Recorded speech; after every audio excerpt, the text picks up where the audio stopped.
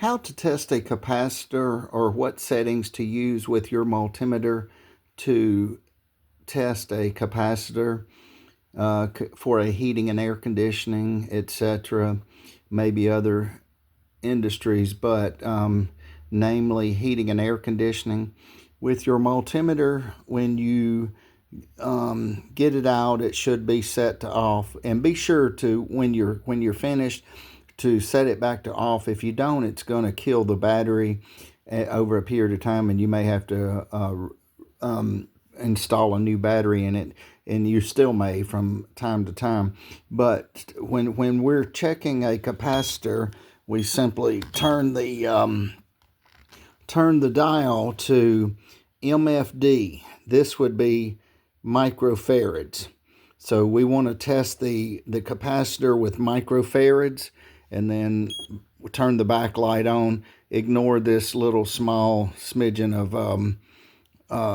whatever it is here, but say, and then we would take our leads and then cross them over on the capacitor, and then say if it were a 5 microfarad capacitor, we should see the number 5 plus or minus a few points here to display here. Or say if it's a 45, we should see it here. Now, do keep in mind, some of the heating and air conditionings you have outside a dual run capacitor, which means it has the capacitor for the fan and the compressor in one. It kind of resembles a soda can. So if it's, say, a 45.5, we would cross it over. We put the settings on MFD, microfarad, test it. Say if it's on the 45, if it tests 45, it's good. And if we test if it's 5 on the fan and the fan displays 5, this means it's good.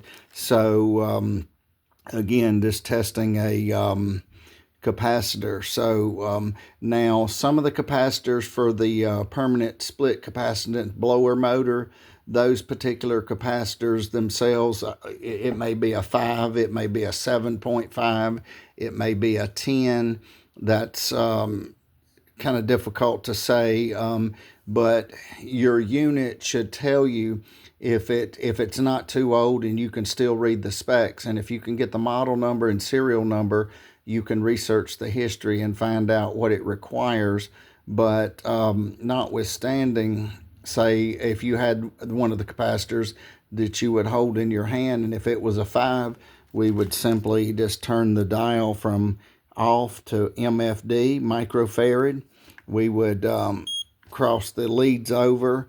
And one thing, just to a side note here, a takeaway here, when testing a capacitor, be sure to release it, cross it over with a screwdriver or whatever, release the voltage, because when you're testing a capacitor still may have voltage in it, and one may think that well it has voltage in it, so it's the wires are disconnected, so it won't shock me.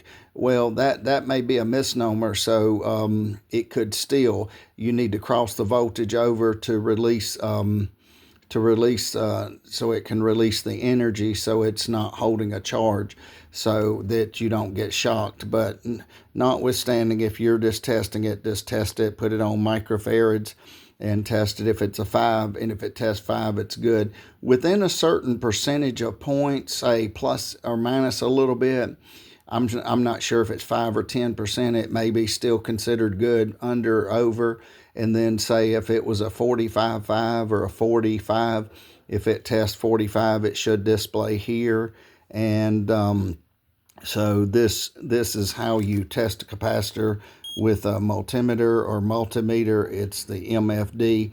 Now, some of them may have a little squiggly mark and look different, so not all meters are going to be displayed precisely the same, but essentially the output should be close to the same, the desired output, what you're looking to get.